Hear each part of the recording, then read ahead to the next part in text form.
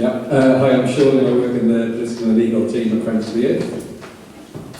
Hi, I am Wendy. I am a campaign coordinator at Friends of the Earth. So thank you to Cleanweb for asking us to come here tonight and talk to you about how web technology helps us to tackle environmental challenges. For Friends of the Earth, that basically means in our campaigning work. For people who may not have heard of us, Friends of the Earth is an environmental campaigning organisation of about 250,000 supporters and a network of about 200 local group members, and also a federation of international sister groups. We campaign on issues like climate change, but also on promoting the use of sustainable resources and the circular economy in products like your smartphones. So tonight we're going to talk about one of the projects that we kicked off last year off the back of two of our campaigns. And to begin with, I wanted to ask you if, when you've taken an action to support a climate change campaign, have you ever asked yourself the question, what does this actually add up to? How does what I've done fit into what other people are doing and the rest of the campaign? For one of our campaigns last year, the Clean British Energy campaign, in the last phase, what we were trying to do is garner support for a clean power target by lobbying MPs. So in order to connect that story for our supporters, it's an evolving picture. At the start of the campaign, it's about letting our local groups know who else is in their area. So across their MP's constituency, what other green groups are there? What other community energy projects? People that they can join up with and actually have a more effective campaigning impact because they've got those allies. Partway through the campaign, it's about letting people that have emailed their MP know who else in their area have done that. So how many people in your constituency have also emailed your MP and how have they reacted to that? So at this point in the campaign, being able to see which MPs have publicly come out to support that clean power target or who haven't come out to do that. And at the end of the campaign, for those of us in the campaign team, it's extremely helpful to be able to see at a glance what the outcome was. So for us being able to see where that support actually landed with MPs who did support that amendment and those that didn't. So this is just one example of how in the campaigning that we do, we are able to take snapshots of that campaign data and actually layer it with non-technical knowledge into meaningful information that we can use internally, but also with all of those groups and network of supporters. And Sean's going to tell us a little bit more about how the mapping tool has been used since this campaign. I've got one. Oh, wow. I think it works, yeah. And how do I move this one? Is that? Just the arrow. Yeah. We've used mapping since Wendy's talked about the CBE application. We've used it for all sorts of environmental issues to help explore them, to help communicate them. And probably the most recent one of those you might have seen is this flood map. The flood map does a number of things. It's displaying information you can see there on the number of homes that are at risk of flooding in any particular parliamentary constituency, in England and Wales, that is. When you click on those constituencies, it brings up a pop-up with contact information for your MP, and the MP's, a link to the MP's Twitter profile, if they've got one. So what it's doing several things, the map. It's illustrating the sort of local risks and impacts of flooding. There's actually another layer which is quite hard to see there, which is historic flooding. So you can see kind of that's following rivers and so forth. It indicates that there's a layer that has been added since it was first created, which is flood defences, and those red dots you can see show flood defences that aren't up to the Environment Agency's target of, so where they're falling short, basically. So that's showing how prepared we are for these kinds of impacts and risks. it informs the sort of scale of action that's required, and you can see that bright turquoise one is Boston and Skegness. There's tens of thousands of homes at flood risk there, so it gives you a sense of the sort of scale of the challenge that we're facing, and what kind of action is required to tackle it. And it's initiating a conversation which is about difficult choices, essentially. So you might have heard Chris Smith, who's the head of the Environment Agency, saying we can't protect both town and the countryside, which didn't go down very well. But the fact is it moves the conversation on from, is climate change happening, which some people will still ask that question, to what we're going to do about it, how we're going to make those choices. And the final thing it does is connects people who are being affected by these impacts to decision makers and elected representatives, and getting them to tell them to do something about it.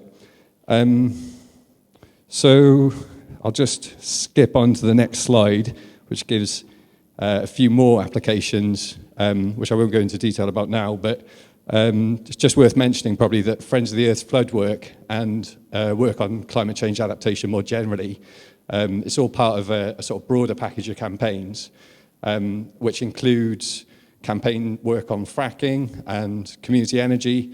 And the idea is that as a package, those campaigns will resonate with people, and hopefully they're going to suggest solutions to people, as well as just not just identify problems, but going to say, well, look, here's something you can do about it. So the way that we view adaptation, given that's the theme of tonight, is that it's a spur to action, that adaptation makes the case for mitigation that much more compelling. So yes, we need to adapt, and what you can see, actually, if I skip back, is one of our colleagues who wasn't able to be here tonight, Guy Shrubsole, who's been like a terrier, to be honest, kind of highlighting the deficit and the complacency that the government has displayed with its lack of preparedness. So yes, we do need to adapt, and we're trying to make the case for that. But unless we address the underlying causes, then we're going to be faced with a much bigger problem in the long run. So the options there are between a sort of ever-escalating cost of adaptation, or just bite the bullet, do something about it now. So we're hoping that maps are going to be able to play some role, basically, in engaging people with a problem which can sometimes seem quite overwhelming for individuals, make them feel that together that's something that a challenge that we can actually tackle. So yeah, like I said, I won't go into detail about those other examples of maps that we've created with this tool, but maybe just I'll finish by talking a bit about the direction in which we maybe like to see this mapping tool develop. So some of you might have seen President Obama's launched this climate data initiative, and I think it's quite a good illustration of the sort of potential that we feel this tool might have with as much help as possible to help develop that. What it can do potentially is to empower people to inform themselves about stuff that's happening around them, environmental issues, to help them to inform other people, to connect with other people, to act collectively to try and address those problems. And finally, it's demonstrating that there is a movement out there, and that you're part of a movement. You're not just an individual acting alone, which quite often can be sort of very disempowering for people who try and tackle these things. So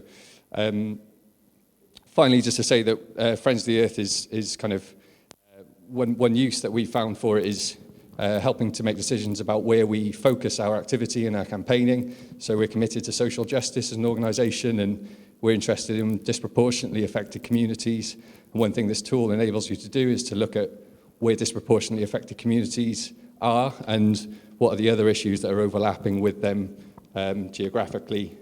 And that might be a reason to go and work somewhere.